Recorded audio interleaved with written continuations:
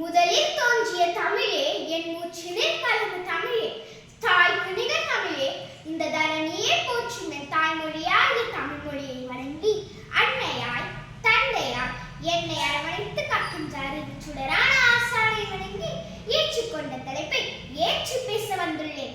தாருங்கள் தங்கள் கவனங்களை. விருதுநகரின் வீரன், படிக்காத மேதை, பகுத்தறிவு பகலவன், கர்ம வீரன் காமராஜரை பற்றி இங்கே பேச வந்துள்ளேன். காமராஜர் அவர்கள் கல்வி தந்தை என்று அழைப்பர். இவர் 1903ஆம் ஆண்டு ஜூலை மாதம் 15ஆம் நாள் விருதுநகர் மாவட்டத்தில் பிறந்தார். இவருடைய பிறந்த நாள் கல்வி வளர்ச்சி நாளாக கொண்டாடப்படுகிறது. காமராஜர் அவர்கள் தமிழக முதல்வராக 9 ஆண்டுகள் ஆட்சி செய்தார்.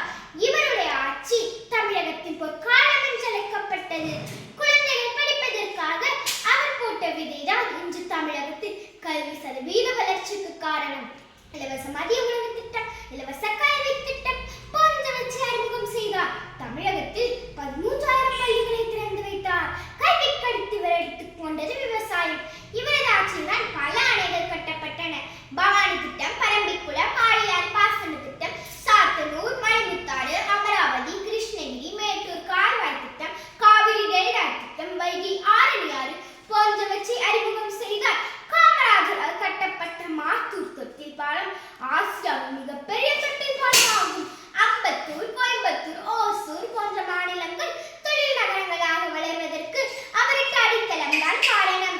நெய்வேலி கார்ப்பரேஷன், திருச்சியில் பெல்வி நிறுவனம், நெய்வேலி ஊட்டி ஆகிய இடங்களில் விண்ணப்ப திட்டம் போன்ற பல திட்டங்களை அறிமுகம் செய்து புகழின் உச்சத்தை அடைந்த காமராஜர் 1975ஆம் ஆண்டு அக்டோபர் 2ஆம் நாள் நில உலகு நீத்தார். நேர்மையின் அடையாளமாய், கல்வியின் நாயகனாய் திகழ்ந்த காமராஜரை என்றும் போற்றுவோம், அவர் வழி நடப்போம் என்று கூறி, வெற்றி கிடைத்தால் அடக்கம் எழுந்து நிற்கும், முயற்சியும் பயிற்சியும் என் கையில், முடிவு எப்பொழுதும் இறைவன் கையில். பேச்சின் முடிவில் வணங்குவது